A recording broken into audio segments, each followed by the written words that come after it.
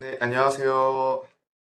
여기 오늘 업종별 세무실무 일반 한식점 그리고 커피 전문점 포함해서 세무실무를 진행할 강의를 진행할 공인중개사 홍성열입니다.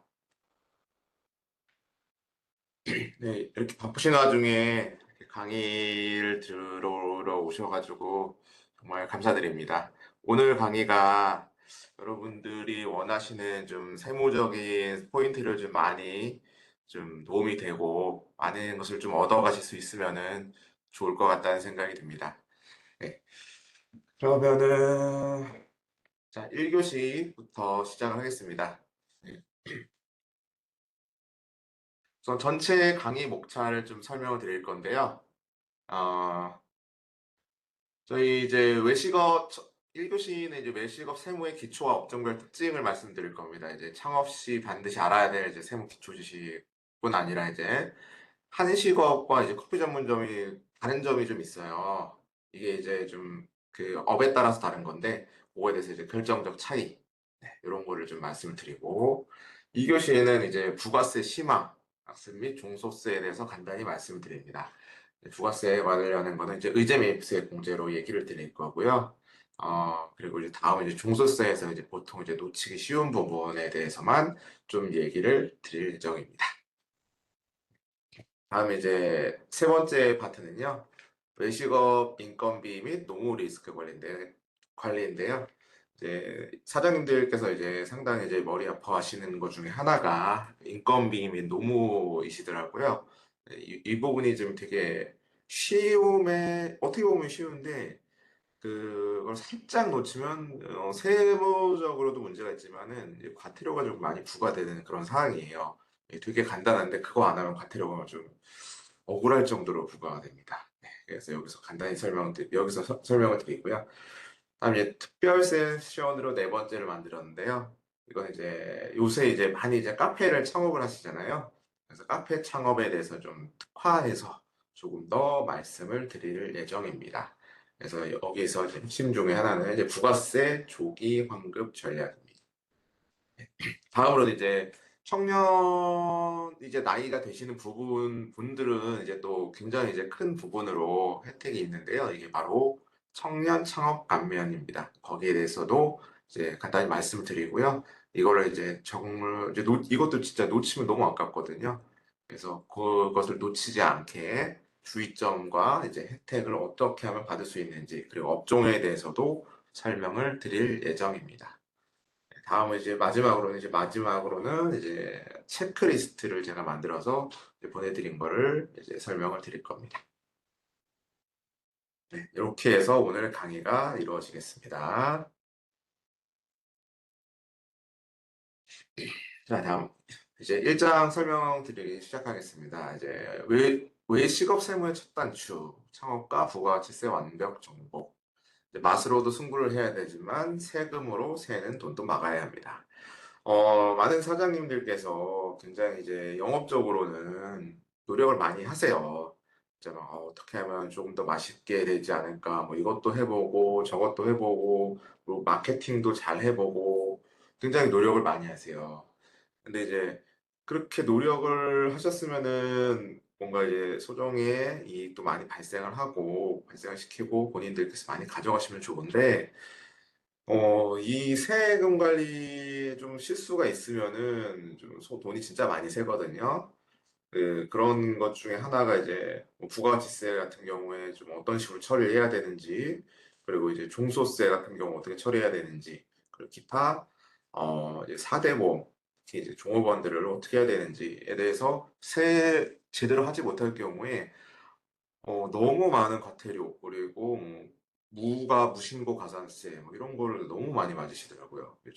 저도 이제 많이 이제 해보니까 이거 억울할 정도로 많은 이제 과태료를 맞으실 경우가 너무 많아가지고 제가 오늘 말씀드리는 것 정도만 해도 과태료는 어느 정도 피하시고 이제 무신고도 피하시면서 업종별로 특히 이제 부가가치세도 좀 잘 챙겨가실 수 있을 것 같습니다. 그래서 시작하겠습니다. 자, 그러면은 일반적으로 생각을 하기에 한식업, 커피 전문점 다 음식점업 아니야? 라는 생각을 하실 수가 있습니다. 근데 약간 이 둘의 차이가 조금 있어요. 둘의 차이가 무엇이냐 하면은 일반 한식점 같은 경우에는 이제 식자재 매입 비중이 좀 큽니다. 그러니까 뭐 간단히 말씀드리자면은 그냥 뭐 인테리어 허름하게 해놓고 요새는 또 이제 노포라고 해가지고 굉장히 그런 감성이 많잖아요. 그래서 인테리어는 큰 돈을 들이지 않으면서 이제 맛으로 승부하시는 이런 한식업 분들이 많으세요. 특히 이제 한식업은 이제 맛이 중심이기 때문에 그게 중심인데 그러다 보니까 쌀, 채소, 고기 등 이제 면세 품목 이제 날것이죠. 어떻게 보면 굉장히 날것에 대한 이제 농축수산물 매입 비중이 압도적으로 높습니다. 그러니까 매입 자체가 조금 달라요. 그러다 보니까 일반 한식업 부분 같은 경우에는 의제 매입세 공제라는 것을 활용을 극대화시켜야 합니다. 이 매입세 면세 물품을 하다 보니까 매입세 뭐 신고에 대해서는 별로 문제가 안 생기는 경우가 많아요. 금액 자체도 적을 수도 있고. 근데 이건 이제 혜택은 자기가 챙겨 먹지 않으면은 그냥 날아가 버리는 거기 때문에 여기에 굉장히 집중을 하셔야 됩니다. 그게 이제 일반 한식업의 특징이고요. 다음 이제 커피 전문점의 특징을 말씀드리겠습니다. 커피 전문점은 이제 초기 시설 투자비가 굉장히 집중된다는 게 있어요. 우리가 이제 커피 전문점이라고 딱 하면은 물론 이제 정말 이제 맛이 너무 좋다. 커피 향이 너무 좋다. 라고 해서 그런 커피 전문점을 찾아가시는 분도 있겠지만 굉장히 많은 분들은 이제 커피 전문점의 맛도 중요하지만 뭔가 이 인테리어, 감성, 커피 전문점에 이제 있을 때 그 공간 활용 뭐 그런 거에 굉장히 집중을 하게 됩니다. 그러다 보니까 인테리어나 이제 커피 머신도 뭔가 좀 멋있는 거 뭐 이런 것도 하고 그리고 인테리어가 굉장히 중요합니다. 근데 이런 인테리어가 커피 전문점에서 하는 거는 전부 다 과세예요. 즉 부가가치세가 다 끊겨서 내가 부담을 하는 겁니다. 그리고 머신도 다 과세 물품으로 들어와요. 이거 다 그러니까 과세죠. 여기서 딱 차이가 나는 겁니다. 한식업은 내가 매입을 해오는 것 자체가 거의 다 면세인데 커피 전문점은 이게 과세라는 거죠. 그래서 과세 물품 투자 물품이 굉장히 높습니다. 그래서 이 커피 전문점 같은 경우에는 창업 초기에 특히 초기가 또 이제 자금이 좀 부족한 경우가 많으시잖아요. 이때 이제 부가가치세의 조기 환급을 활용하시는 방법이 어, 세무적인 부가세를 이용한 그 자금을 돌릴 수 있는 좀 포인트가 될 수 있습니다. 그래서 우선 이 두 가지의 결이 다르다라는 거를 인지를 하시고 강의를 들으시면 좋습니다. 여기에 대해서 이제 제가 한 5가지 정도로 말씀을 드릴 거예요. 그럼 어떤 방식으로 다른 것인가? 네. 첫째, 이제 한식업부터 말씀을 드릴게요. 한식업은 신선식품 위주로 막 매입을 하세요. 뭐, 쌀도 신선식품, 물론 쌀이 조금 더 오래 가지만, 쌀도 그렇고, 육류 굉장히 짧죠. 그리고 채소, 너무 짧아요. 일주일 못 가요. 일주일 가면 거의 그냥 시들어서 없어지죠. 육류도 마찬가지예요. 물론 냉동에 넣으면은 괜찮지만은, 냉동에 넣는 거 맛이 없잖아요. 그래서 바로바로 소비를 하게 해야 됩니다. 근데 그러다 보니까 이게 짧아요. 그래서 폐기 손실이 굉장히 많이 발생합니다. 근데 이게 그래요. 예, 폐기 손실을 많이 발생하는 거 알아요. 근데 이게 뭐가 문제일까요? 라고 할 수 있어요. 근데 이게 왜 문제가 되냐면은 정확한 원가 산정이 참 어려울 수가 있어요. 폐기 손실을 제때제때 반영을 안 해 놓으면은 어떤 상황이 발생을 하느냐. 원가가 내가 예를 들어 이 근 일주일 동안, 지난 일주일 동안 원가를 얼마 쓴지를 잘 모르게 됩니다. 폐기가 되는 거에 대해서 정확히 폐기를 딱딱딱 시키지 않으면 이 폐기를 안 한 부분이 재고로 그냥 남게 돼요. 어떻게 보면은. 그러면은 비용 처리로 못 하는 거죠. 내가 얼마가 폐기됐는지 모르겠고, 뭘 버렸는지 잘 모르는데, 그냥 쓰레기통에 버린 다음에 장부에 기재 안 하면은 비용 처리가 안 돼요. 그럼 나중에 보면은 뭔가 이 이익이 굉장히 많이 발생하는 거죠. 비용 처리를 못 하고 있으니까. 잘 이제 까먹어서. 그래서 이런 거를 굉장히 주의해야 됩니다. 한식업 같은 경우에는 폐기하면은 그 폐기에 대해서 바로바로 얘기를 해줘야 됩니다. 안 그러면은 진짜 이상하게 재고가 쌓여요. 재고가 쌓여가지고 분명히 뭔가 쓰긴 썼는데 다 재고네. 이렇게 발생하고 소득세 신고할 때 좀 굉장히 놀라시게 됩니다. 그래서 여기 요런 포인트를 좀 잘 생각하셔서 관리를 하시는 거를 추천드립니다.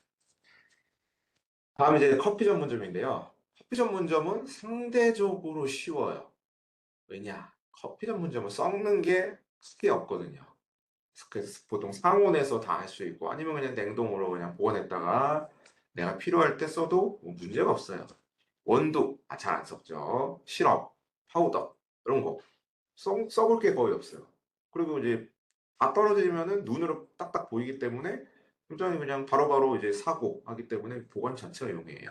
실사도 너무너무 쉬워요, 얘네들은. 그리고 레시피도 다 있잖아요. 그래가지고 얼마 정도가 이제 로스가 될 것인가도 너무 좀 상대적으로 한식업에 비해서 쉽게 예측이 됩니다.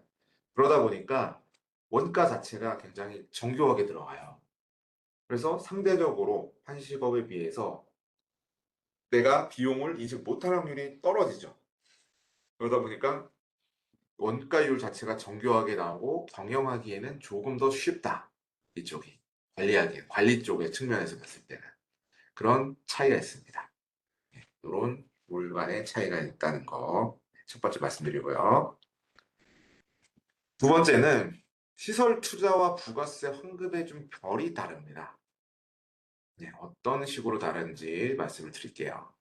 첫 번째, 일반 한식업 같은 경우에는 주방 설비와 더불어 인테리어 비중이 높은. 요 인테리어는 주방 설비 쪽이에요. 그런 이제 어떻게 보면 카페의 어떤 화려한 이제 내부 인테리어 이게 아니라 그냥 진짜 냉장고, 화학구 그런 거 비중이 좀 높아요. 근데 이제 그런 것도 있지만 여기에 대해서 초기 삼각 범위가 조금 넓긴 합니다.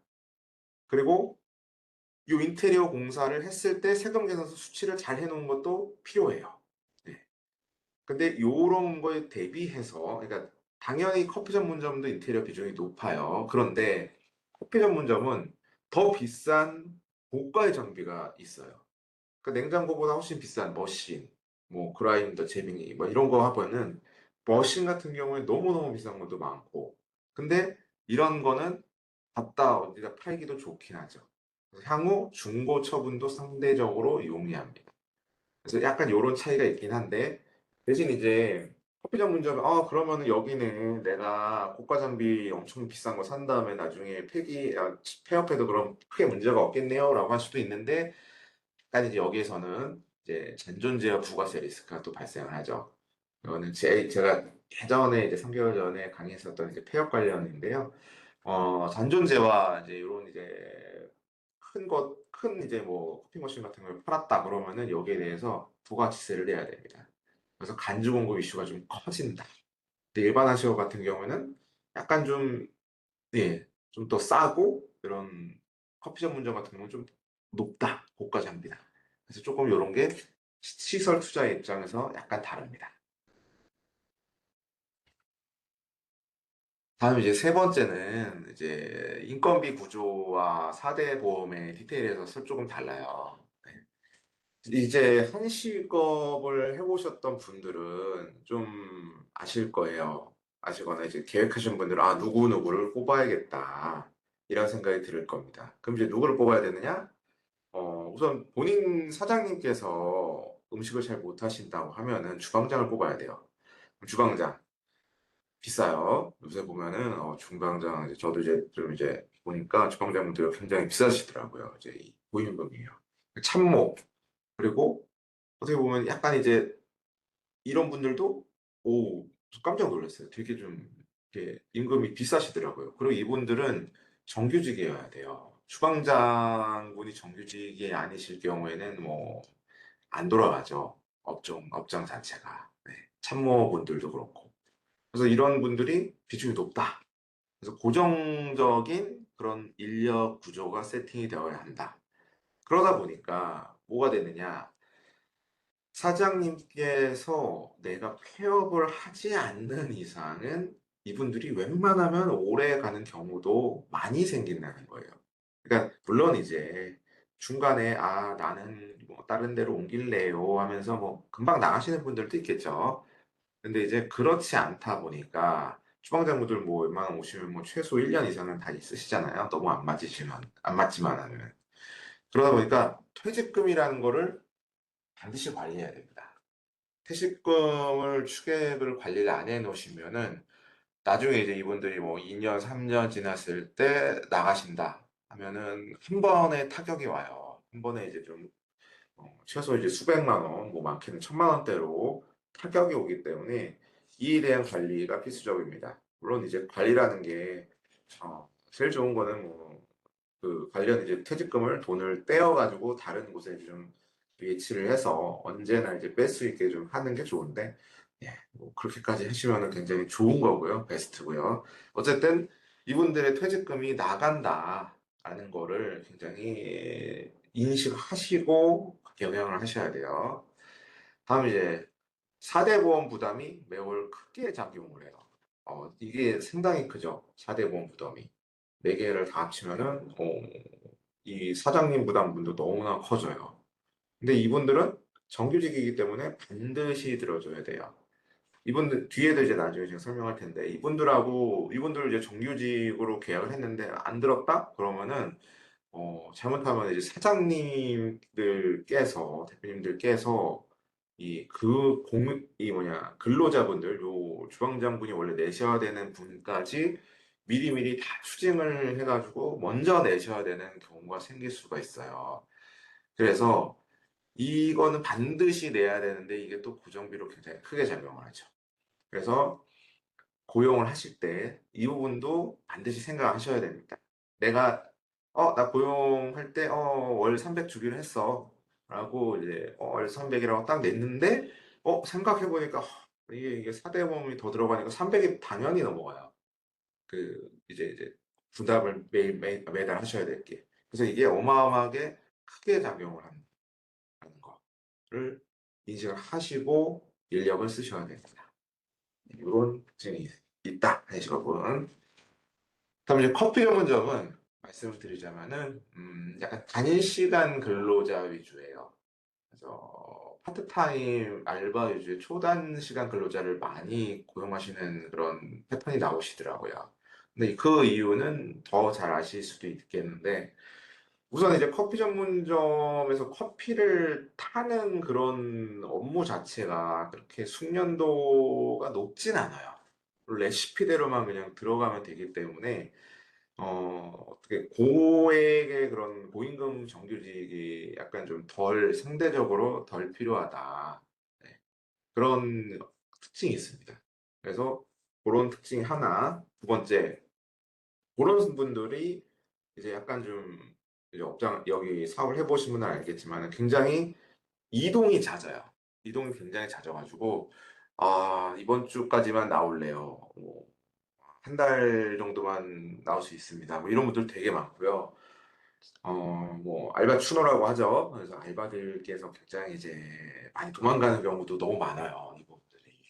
그래서 저도 이제 뭐 사장님들이랑 얘기해 보고 실제 이제 뭐 친분이 있는 분하고도 얘기해 보면은 너무 힘드신데요. 아빠 알바분들이 너무 많이 바뀌니까 이게 너무 힘들다. 근데 그 힘들다는 게 이제 심적인 그런 부분도 있는데 심적인 부분은 그래, 오케이. 마음이 좀 아파요.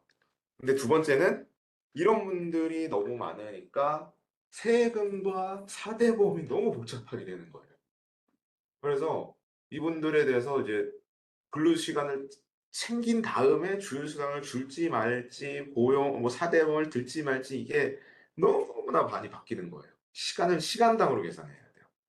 그래서 관리 포인트가 뭐냐? 60시간이 넘느냐 안 하느냐 그리고 8일이 넘느냐 안 하느냐 이런 거를 굉장히 까다롭게 보셔야 돼요. 이거 하루라도 넘거나 시간이 60시간을 뭐 초과를 해버리면은 사대보험에 그에 가입을 해야 되는데 못했다? 그럼 이제 또 사장님들께서 이제 대표님들께서 다 이제 메꿔 넣으셔야 돼요. 그 다음에 이제 메꿔놓은 다음에 그 다음에 이제 뭐 그 알바한테 이제 다시 이제 뭐 보상권을 청구하든지 아니면 뭐 내가 네 알바 거네 사대보험까지 다 냈다. 네가 내야 될 거 다시 대달라라고 이제 요청도 하셔야 되는데 그 요청에 굉장히 잘 응하는 분들도 있지만 응하지 않고 잠수 타는 분들도 많아요. 그래서 잘못하면은 사장님들께서 그냥 다 내고 끝나시는 경우도 상당히 좀 빈번하게 발생하더라고요. 그래서 이걸 보면은 둘 중에 누가 더 머리가 아프냐? 커피 전문점이 이거 훨씬 머리가 아파요. 왜냐면 60시간인지 며칠인지 얘가 사대보험인지 아닌지 이거를 계속 봐야 되기 때문에 되게 복잡해요. 그래서 약간 디테일이 틀리다. 관리 포인트. 이런 인건비의 관리 포인트의 다름을 말씀을 드렸습니다. 다음 이제 매출 채널에 따른 증빙 관리인데요. 네, 한식업은 보면은 요새 이제 배달 플랫폼 중심이라고 제가 써놨습니다. 네, 배달 업종 많이 하시죠? 이게 오프라인 업장에 있어도 배달하시는 분들이 굉장히 많은 걸로 알고 있어요. 물론 저도 굉장히 배달을 많이 시켜 먹어요. 가기가 또 귀찮기 때문에. 그래서 업장이 있어도 이런 배달이 압도적으로 높다. 압도적으로 높다라는 게 이제 특징의 하나고요. 두 번째는 그래서 이제 수수료 지출에 대한 매입세금 계산서 대조가 필수입니다. 뭐냐? 내가 이 사장님께서 어떤 배달을 시켰어요. 배달로 이제 보냈어요. 그러면 무슨 매입세 수료가 발생하느냐? 그 배달 어플을 쓰셨잖아요. 네, 배달 어플을 쓰셨는데 그럼 거기서 발급해주는 그런 매입세 등에서 나 이제 어떤 매출 증빙이 있어요. 이거를 반드시 대조를 하셔야 돼요. 내가 예를 들어 내가 어떤 플랫폼에다가 이번 달에 100만 원을 냈어. 그런데 매입세 등에서는 보니까 50만 원밖에 내가 받은 게 없네. 이런 경우가 발생을 할 수가 있고 이것도 굉장히 빈번하게 나옵니다. 그 이유는 이제 좀 네.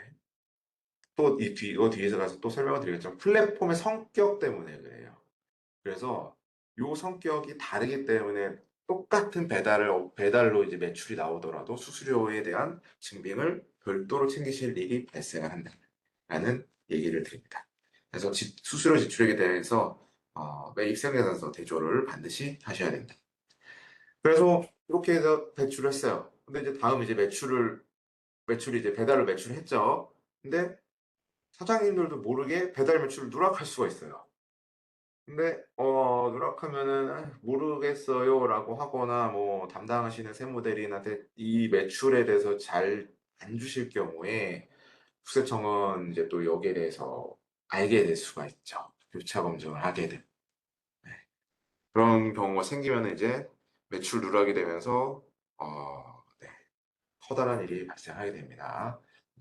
온갖 가산세가 다 나와요.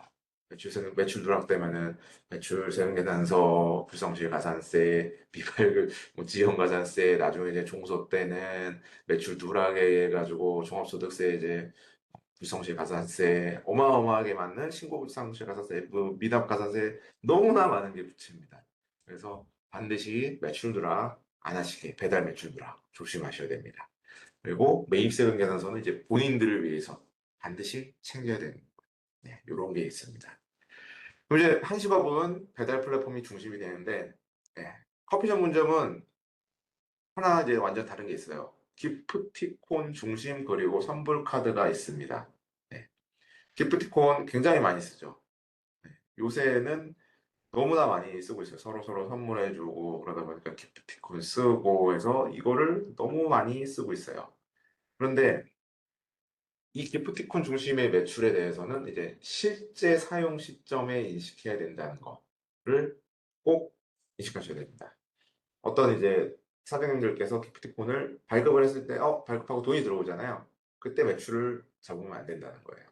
그게 아니라 사용 시점에 매출을 인식을 해야 정당한 매출 인식이 되고, 이게 매출, 그러면은 내가 예를 들어, 오늘 발급해서 뭐 100만 원에 뭐 카드, 선불 카드나 100만이 들어왔어. 100만 원. 오늘 찍었어. 근데 만약에 약간 재수가 없어서 해가 바뀌었어요. 해가 바뀐 다음에 실제로 그게 쓰인 거야. 그러면 어떤 상황이 발생하느냐? 이 두 상황에 대해서 한쪽은 매출이 누락이 돼 버리는 거죠. 한쪽은 쓸데없는 매출을 잡는 거고. 근데 이게 똑같은 페널티가 아니에요. 매출을 덜 잡은 곳은 어마어마하게 가산세와 미납가산세, 신고부가산세가 너무 많이 나오는데, 매출을 더 잡은 해에서는 별로 없어요. 그냥 화승급에 대한 이자 조금 나와요. 그리고 땡! 없어요. 너무나 많은 페널티의 차이가 있기 때문에 이 매출 인식 시점이라는 거를 굉장히 중시하셔서 관리를 해야 됩니다. 그래서 요런 이제 차이가 있다. 한식업과 커피 전문점은. 요런 차이가 있다. 매출 채널에 대한 증빙 관리입니다. 과거에는 이런 거 없었죠. 그냥 우리 매장에 오면 포스기 찍고 그냥 신용카드 한 것만 하면 되는데 요새는 좀 달라졌어요. 그래서 이런 차이를 알게 되시면 됩니다.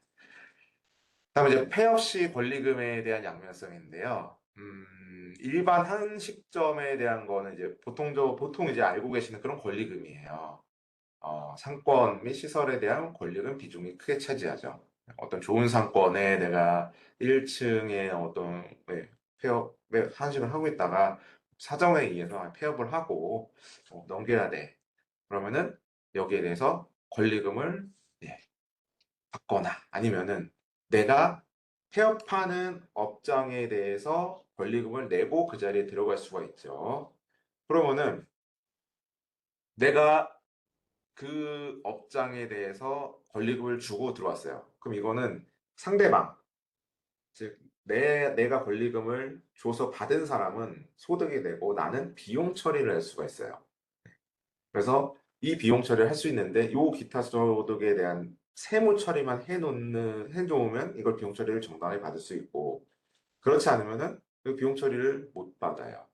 그래서 요거 반드시 비용 처리를 하시는 게 좋습니다. 상대방이 이거 뭐 좀 비용 처리 안 하거나 뭐 이렇게 안 하면은 좀 내가 깎아줄게요 뭐 이렇게 하면은 절대로 안 된다고 하셔야 돼요. 무조건 받아야 됩니다. 원칙대로 하셔야 소득세 정상적으로 비용 처리가 됩니다. 이제 커피 전문점은 조금 다른 게 있는데요. 뭐냐? 기본적인 이제 권리금은 맞아요. 기본적인 권리금은 똑같은 게 있는데, 다음에 이제 뭐가 생기냐? 무형자산이라는 게 생길 수가 있어요. 네, 무형자산이라는 게. 약간 이제 브랜드 파워, 영어권에 의해 가지고 내가 어떤 뭐 땡땡 커피, 뭐 땡땡 뭐 카페 해가지고 굉장히 뭔가 예쁘고 뭔가 브랜드를 만들 수 있는 그런 거를 만들었었어요.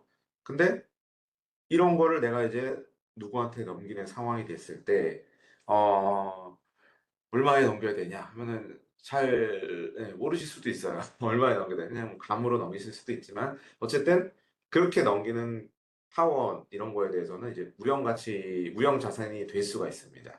그리고 여기에 대해서는 이제 평가를 하시는 게 맞아요. 평가를 하셔가지고 자 이런 영업권에 대해서 평가를 해서 정상적으로 그 평가된 가치를 이제 세무신고할 때 같이 첨부해서 신고를 하고 그러면은 여기에 대해서 양도세도 정상적으로 나오고 하는 그런 이제 약간 차이점이 있어요. 한식업보다는. 그래서 이런 영업권을 양도를 할 때 이게 영업권이냐 아니면 그냥 진짜 일반적으로 바닥에 있는 권리금이냐 뭐 아니면 브랜드 가치에 대한 이제 대가냐 이런 거에 대해서 이제 소득이 살짝 달라져요. 그래서 양도소득이냐 권리금에 대한 기타 소득이냐라고 했을 때 네, 이거를 어느 쪽으로 하냐에 따라서 약간 절세 포인트도 있고 그래서 여기에 대해서는 이제 세무대리인하고 협의를 하셔가지고 자 이건 영업권으로 뛸까 아니면 권리금으로 갈까 이런 것도 잘 이제 생각하시는 포인트가 생깁니다. 한식과는 조금 다르게요. 그래서 이런 5가지의 양면성 차이점에 대해서 좀 말씀을 드렸습니다. 자, 그럼 이제 이런 차이점이 있는데요. 이제부터는 좀 이제 공통적인 얘기를 드릴게요. 공통적으로 얘기를 드리는 거는 첫 번째는 과연 이제 사업을 시작할 때 단위 과세로 시작해도 될지 일반 과세로 시작하게 될지 이제 굉장히 많은 분들이 이제 고민을 하시나요. 근데 그냥 어디서 이제 얘기를 가끔 듣기로는 간이과세자가 뭔가 세금을 덜 내요 라는 얘기를 굉장히 많이 들으세요. 그리고 세법에 대해서 친숙하지 않으신 분들은 간이과세자 하면은 세금도 안 내고 뭐 해요. 근데 그게 뭐 소득세를 안 낸다 이런 게 아니고 부가세를 원래 10% 내는 거를 안 내는 건데 그것도 이제 업종별 부가가치세율 적용해가지고 조금은 내긴 내죠. 근데 이제 덜 내는 건 맞아요. 덜 내는 건 맞아. 근데 덜 내는 거는 맞는데 뭐냐? 간이가세자는 부가가치세 환급이 안 돼요. 이제 환급이 안 된다는 것은 뭐야? 내가 샀던 거에 대해서 원래는 일반 과세자면 환급을 10%를 받는데 하나도 환급이 안 됩니다. 그러다 보니까, 잘못하다가는 일반 과세자 하는 것보다 훨씬 더 손해의 경우가 생겨요. 예. 그게 왜 생기냐? 업을 처음에 이제 시작했을 때 인테리어, 장비 세팅, 그리고 뭐 기타 뭐 아까 말씀드렸던 뭐 커피 머신 뭐 이런 거 되게 비싼 거 많잖아요. 근데 처음에 딱 샀는데 이거에 대해서 부가세 환급이 전혀 안 되고 있으면은 그냥 날리는 거예요, 어떻게 보면. 이거 그냥 국가의 헌납하게 돼가지고 이게 과연 부가가치 10%를 내는 거보다 이게 더 괜찮으냐? 이걸 날리는 게 더 괜찮을까? 한번 생각해 보셔야 돼요. 예, 굉장히 잘 생각해 보셔야 되고, 그리고 이 관이가세자는 이 적용 기준의 매출이 있어요. 그래서 이 매출 미만에만 할 수도 있는 거라 상당히 잘 생각해 보셔야 됩니다. 초기 투자자금이 많으면은 저는 제가 추천을 지금 그냥 드리자면은 저는 이제 일반 과세자로 그냥 무조건 가시는 게 좀 처음엔 낫지 않을까. 네. 그래서 처음부터 간이가사를 했다가 나중에 바꾸고 뭐 그동안 못 받은 매입세 공제 나중에 이제 억울해 하는 것보다 그냥 처음부터 일반 가세자를 가시는 게 저는 좋을 것 같아요. 네. 네, 아무튼 근데 그래도 스파스 조금 덜 낼게. 그리고 또 내 나이의 구조로 봤을 때 나는 초기에 들어간 장비도 없고 인테리어도 없어. 없어. 진짜 그럴 수도 있어요, 물론. 왜냐면 이제 권리금 받아서 그냥 뭐 완전 다 세팅돼 있는데 가면은 그냥 부가 상급 받을 건 없어지게 될 수도 있어요. 그럼 이제 그때는 내가 네 그냥 뭐 단위가세자로 해가지고 그냥 부가세를 거의 안 내고 뭔가 이러면 이제 어 가격 경쟁력도 생기게 되겠죠. 부가세율만큼 이제 다른 이제 일반 업체들보다는 낮출 수 있으니까 그런 이제 전략을 쓰셔도 돼요. 그래서 요거는 상황에 따라서 맞춰서 쓰시면 됩니다. 근데 이제 잘 예측을 해야 되겠죠. 내가 어느 정도로 장사를 시작하게 될지. 네. 그리고 초기 비용이 얼마일지. 요거를 잘 생각하셔서 둘 중에 하나를 선택하시는 걸 추천드립니다. 다음 이제 권리금에 대한 말씀을 드릴게요. 권리금을 그냥 이체하면 끝이라고 하는데 사실 과거에는 권리금에 대한 게 굉장히 많이 음성화되었었어요. 음성화되어가지고 그냥 여기에 대해서는 세금 처리도 잘 안 하고 서로 잘 원래 안 하는 거 맞지 이런 경우 굉장히 많았거든요. 근데 이제 그런 시대는 지나갔어요. 네, 지나가가지고 네, 지나가서 지금은 명백한 기타 소득으로 상대방이 네, 잡아야 돼요. 잡아야 되고 그러다 보니까 사장님들은 이제 입금을 하시면서 그 기타 소득에 대한 세금을 반드시 떼고 신고까지 하셔야 돼요. 시작하실 때. 네. 요거 안 하신다? 그러면은 누구 책임이냐? 이거는 권리금을 주고 시작한 사장님 책임입니다. 그 440만 원에 대해서 세무서는 사장님들한테 돈을 내라고 합니다. 안 냈기 때문에. 왜냐? 의무자가 사장님이에요. 사장님이 신고도 해야 되고 세금도 떼고 세금도 내야 돼요. 네. 근데 그럼 나 이렇게 머리 아프게까지 했는데 그러면은 나 뭐 없어요? 뭐 나 좋은 거 없어요? 라고 했을 수 있는데 당연히 좋은 게 있죠. 이거는 사장님들의 비용입니다. 서울 사장들이 초반에 투자한 이제 비용이기 때문에 무형자산이에요. 사장님들의 무형자산. 그래서 이 재무상태표에서도 정당하게 자산으로 기록이 되고요. 이것도 감가상각을 당연히 적용을 받습니다.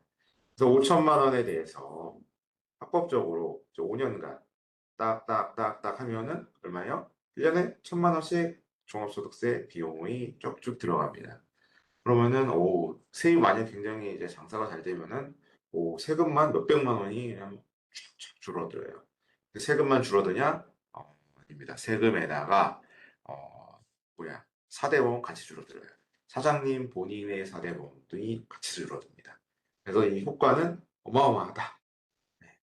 그래서 반드시 권리금을 주시고 어떤 사업을 시작을 하신다면은 상대방이 약간 깎아줄게 라고 했을 때 어느 정도로 깎아주면 받으시면 되냐면은 한 55%.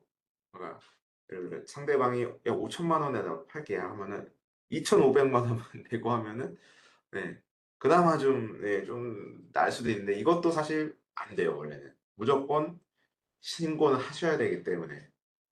근데 네 신고는 무조건 하셔야 돼요. 원래는. 근데 상대방이 뭐 60% 가까이 깎아준다고 하지 않으면은 그냥 절대로 네, 그냥 입금하고 끝내고 그냥 신고 안 하시면 안 됩니다. 너무 손해예요, 그거는.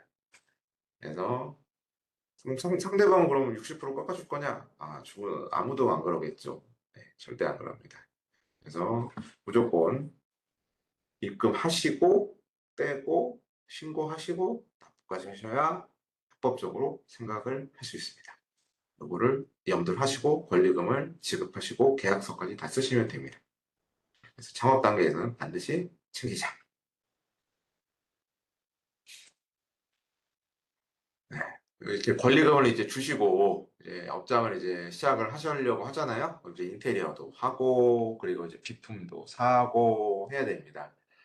근데 인테리어 하면 보시면 뭐예요? 다 과세예요. 과세고 인테리어 업자는 당연히 나한테 세금 계산서를 끊어주게 돼 있습니다. 네, 원래는 끊어주게 돼 있어요. 근데 이제 이것도 네, 인테리어 업자가 세금 처리 안 하면 또 뭐, 네, 그냥 세금 계산서 처리 안 하고 10% 깎으시죠. 뭐 이런 경우 되게 많아요. 네, 많은데 여기 또 넘어가시면은 또 안 됩니다. 네. 왜냐하면은 어차피 인테리어 업자한테 10% 부가세를 플러스를 시켜주신 거는 사업을 하시면은 나중에 환급이에요, 이거는. 환급 받으시기 때문에 그냥 잠깐 이제 내가 인테리어 업자한테 잠깐 냈다가 국세청을 통해서 그냥 다시 나한테 돌아오는 거다. 라고 생각을 하시기 때문에, 생각을 하시면 되기 때문에, 10% 깎아줄게요 하면서 대신 생각해서 없어요 하면 안 돼요. 네, 이거는 법도 어기는 것일 뿐 아니라 이거는 사장님을 기만하는 행위예요. 어차피 뭐 사장님 돈이고 원래 다시 들어올 돈인데 그걸 깎아주겠다? 그러면은 상대방만 굉장히 좋은 거예요. 상대방은 이제 소득 누락을 할 수가 있으니까. 근데 사장님은 원래 정당하게 받아야 될 부가세고 게다가 뭐야? 그러면 종합소득세도 아낄 수 있어요. 민테리어 5년간 상각 가능합니다. 네, 가능하기 때문에. 그리고 다른 이제 간판, 에어컨, 포스기, 뭐 기타 다 이제 적격 증빙을 이제 가지고 오면은 뭐가 되느냐? 원래는 6개월까지 기다려야 돼요. 예, 정기 부가세는 1년에 두 번만 환급이 됩니다. 원래 1월, 7월 해보신 분은 다 아시겠지만 그런데 조기 환급 제도가 있어요. 이게 어떤 투자나 이런 것이 일어날 경우에는 국세청에서 그래 초기에 투자를 위해서 너무 많은 매입 비용을 썼지 라고 하면서 좀 그에 대한 매입세액을 좀 빨리 줄게 라고 해가지고 바로 네, 다음 달에 그냥 바로 신고한 다음에 그 다음에 이제 굉장히 보름 안에 부가세를 빨리빨리 돌릴 수가 있어요. 그래서 요게 초기에 자금이 좀 부족하잖아요. 누구나. 네, 누구나 부족해요. 근데 그런 상황을 조금 만회시켜줄 수 있다라는 그런 좀 특혜입니다. 특혜 아닌 특혜. 뭐 알면 사용할 수 있는 거고. 인테리어 2억 해가지고 부가세 2억까지 2억 2천 냈는데 2천 바로 다음 달에 돌려받으면은 이거는 굉장한 베네핏이에요. 그래서 반드시 초기 운영 자본을 활용하시는 거를 권장드립니다. 다음에 이제 터진 매출 퍼즐 맞추기. 자, 이게 바로 아까 얘기 드렸던 그런 매출처의 매출 이제 그런 채널의 다각화로 인해서 발생하는 건데요. 옛날에는 너무 쉬웠어요. 옛날에는 기본 매출 포스라고 당연히 아시죠? 네. 그냥 다 거기를 통하기 때문에 사람들 다 거기 와서 했죠. 그래서 그냥 거기에 준 거 해가지고 네. 포스에 찍힌 것만 딱 주고 세무 대리인한테도 포스 매출 얼마예요? 해가지고 그거만 딱 주면 끝이에요. 이게 과거의 그런 상황이었습니다. 그런데 요 몇 년간 이제 배달의 민족, 뭐 쿠팡이츠, 요기요, 뭐 이런 애들이 많이 생겼죠. 네, 많이 생겼어요. 그래서 얘네들을 이용해서 매출을 많이 발생시킬 겁니다.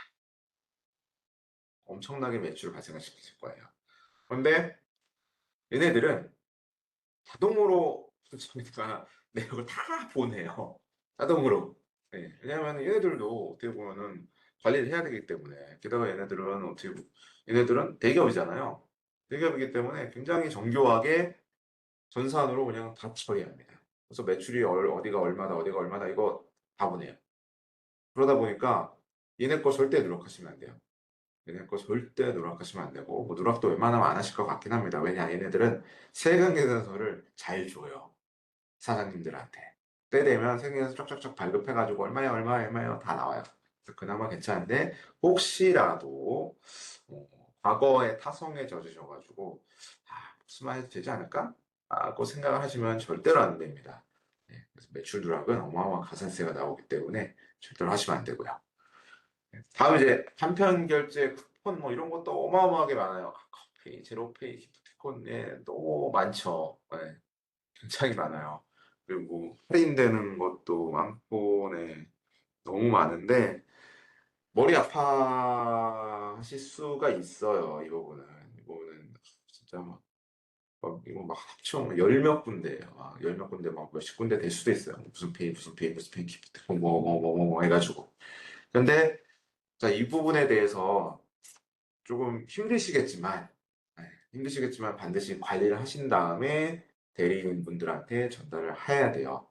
이 부분에 있어서 약간 어떻게 보면은 이제 대리인들이 이거까지 좀 다 해주는 거 아니야라고 생각을 하실 수가 있는데 글쎄요 여기까지 다 해드리는 분도 있을 수 있는데 안 해주거나 이제 챙길 수가 없는 부분이 되게 많아요 이 부분은 세무사 대리인분들이 이제 못 챙기시는 부분이 너무 많기 때문에 그러니까 이거는 이제 뭐 일부러 못 챙기는 게 아니라 이제 그런 이제 어떤 뭐 인증이나 뭐 이런 뭐 이제 챙길 수 있는 그런 통로가 있잖아요. 그게 없어요. 그게 없기 때문에 이건 반드시 사장님들과 이제 대표님들께서 챙겨서 주셔야 돼요. 네. 그래서 꼭 챙기셔서 매월 대리인분에게 주어야 누락이 안 됩니다. 그래서 이제 과거에는 이 기본 매출 한 개로 그냥 편안하게 할 수 있었는데 이제는 배달 플랫폼도 나오고 컴패블제도 나오고 그래가지고 머리가 많이 아프실 겁니다. 그렇지만 반드시 해야 된다. 관리 포인트. 잊어버리면 큰일 난다라고 보시면 됩니다. 그럼 이렇게 머리가 아프고 사장님들께서 관리하기도 힘든데 그럼 뭐 없나요? 라고 이제 해주는 거 없나요? 라고 말씀을 주실 수가 있어요. 그럼 그럴 때는 그나마 과거 때부터 있었던 거긴 한데 신용카드 발행세 공제라는 게 있습니다. 네, 신용카드 발행세 공제가 있는데 뭐 제가 뭐 부가세 부담을 절반으로 낮춘 비법이라고 써긴 썼는데 뭐 절반까지는 아니고요. 사실 내야 된 부가세를 좀 차감을 받는 건 맞아요. 네. 그래서 일반 소비자 대상입니다. 요거는 소비자 도매업자들 말고 이제 소비자 대상으로 하시는 분들한테만 제공되는 건데요. 이제 이분들 같은 경우에는 이제 고객의 카드나 현금 영수증으로 받아요. 두 개만 해야 돼요. 카드 또는 현금 영수증 꼭. 예. 근데 뭐 다 웬만하면 하실 것 같긴 해서 네. 그냥 하시는 거를 생각을 하고 하면은 전체 금액 이제 부가세 포함입니다. 1.3%를 내야 할 부가세에서 직접 차감을 해주는 그런 공제예요. 그래서 1.3% 하면 뭐 얼마나 돼요? 라고 할 수 있는데 이게 맥스가 이제 1,000만 원까지 가거든요. 그래서 맥스가 1,000만 원이면은 만약에 정말 1년에 매출이 상당히 나오시는 그런 사장님들이다 라고 하시는 경우에는 1,000만 원이면 괜찮죠. 네. 1,000만 원까지도 공제가 되는 상황이니까 이거는 꼭 이제 네, 소비자들한테 이런 거 꼭 챙기면은 소소하게나마 네, 좀 받으실 수 있습니다. 이런 거 꼭 챙기셔서 하시면 됩니다. 혹시 뭐 세무대리님들께서 혹시 빠뜨리시는 경우에 꼭 얘기하셔가지고 이런 공제 있지 않느냐, 이제 공제 꼭 해달라 라고 좀 얘기를 하시는 게 좋아요. 왜냐면 대리인분들도 너무 바쁘게 여러 군데 하다 보면은 잘 이제 빠뜨릴 수 있거든요. 그럴 경우에 이제 사장님들께서 미리미리 이렇게 저희 이제 수업을 들으셨으니까 딱 생각하시고 신용카드 세액 공제 이거 빠졌어요 라고 얘기를 드리시면은 세금 신고할 때 오류가 좀 많이 줄겠죠. 그래서 그런 거를 좀 얘기를 꼭 드리시면 됩니다. 다음 이제 아주 이제 기본 중에 기본이에요. 네. 사업용 시도 신용카드 홈택스 등록 절세 기본입니다. 네. 홈택스 사전 등록이 필수적이에요. 다제마트, 카페 홍점에서 사장님 명의의 모든 카드는 반드시 홈택스의 사업용 신용카드로 등록해야 자동으로 수집됩니다. 네. 이게 자동으로 수집이 안 되면 어떤 일이 발생을 하느냐. 잘못하다가 부가세 신고할 때 까먹어요. 네, 까먹어요. 난 신나게 어떤 신용카드로 막 썼어요. 그리고 부가세 이제 세무 대리님들한테 대리인분들한테 이제 부가세 잘 이제 거기 다 이제 있으니까 홈택스 잘 하셔가지고 잘 신고해 주세요. 보통 다 그냥 그래요. 예, 그렇게 해요. 그리고 이제 얘기 안 하셔도 세무 대리인들 분들은 그걸 다 이제 그냥 거기 나와 있는 것만 위주로 하게 됩니다. 왜냐면 더 이상 어떤 자료를 본인들이 수집을 못 해요. 이거는 신용카드를 아예 물어보거나 아니면 뭐 사장님 뭐 이번에 뭐 신용카드 뭐뭐뭐 있는데 이거 맞아요? 라고 물어볼 수도 있기는 있어요. 근데 굉장히 그런 분들도 있지만 안 그런 대리인분들도 많다. 그래서 반드시 등록을 해야 됩니다. 그리고 이게 언제 많이 빼먹냐? 카드를 갱신할 때 좀 빼먹더라고요. 카드를 원래 쓰던 카드에서 이제 갱신이 됐어요. 그럼 그 다음 카드, 갱신된 카드 번호를 넣어야 되는데 그거 까먹고 그냥 넘어가시는 분들이 있어요. 그럼 국세청이 매입 내역 자동 수집 못하죠? 그럼 어떻게 돼요? 부가세 신고할 때 누락돼 버릴 수 있어요, 잘못해서. 그러면은 이건 100% 사장님들 손해가 돼요. 그래서 이거 되게 아무것도 아닌데 카드 원래 쓰던 거 갱신되거나 아니면 새로운 카드 사업용으로 쓰고 싶다 반드시 등록을 해주시면 됩니다. 이게 등록이 굉장히 많이 돼요. 여러 건이 될 수 있기 때문에 수십 개까지 가능합니다. 이 등록이 그러니까 아끼지 마시고 바로바로 하시길 바랍니다. 그리고 이제 매입세 불공제 항목이 있어요. 보면은 뭐 마트에서 식자 결제, 식자재와 함께 결제하는 가정용품, 사적 지출 이런 거 당연히 안 돼요 원래 사적 지출은 접대비 안 돼요. 그다음에 비영업용 승용차, 주유, 뭐 수리비도 당연히 다 안 됩니다. 다 안 되는데 많은 분들이 그냥 이제 공제 불공제 이거 선택도 가능해요 이 부분들이 특히 이제 뭐 식사한 부분 같은 경우에는 그냥 공제 불공제 다 선택이 되거든요. 선택이 되니까 그냥 막 공제로 그냥 다 공제로 변동시키고 막 신고를 하시려는 분들이 있어요. 또 비용용 소형 승용차도 그냥 공제로 그냥 본인들이 막 다 바꿔놓으세요. 근데 그거를 그냥 세무대인이 긁어서 신고해버리면은 어? 공제가 잘못 들어간 거죠, 결과적으로. 공제하면 안 되는데 불공제로 해야 되는데 사장님들께서 공제로 바꿔 놓으셔서 세무대리는 그거 그냥 가져가서 신고해버리면은 돼야 되고 공제로 돼가지고 다 이제 나중에 다 걸립니다. 이거는 요새 다 걸리더라고요. 그러니까 웬만하면은 특히 비영업용 승용차 절대로 공제로 돌리지 마시고 반드시 불공제로 남겨놓으시고 신고하시면 됩니다. 물론 뭐 레이, 모닝, 아니 포터 뭐 이런 거는 공제니까 그런 거는 남겨놓으셔도 됩니다. 그래서 요거는 한번 세무대리인하고 내가 공제인지 불공제인지 문의하신 다음에 선택하시면 됩니다. 네. 이렇게 해가지고 1교시에 강의가 끝났고요. 10분 쉬었다가 이제 2장부터 시작을 하겠습니다. 네, 10분 후에 뵙겠습니다.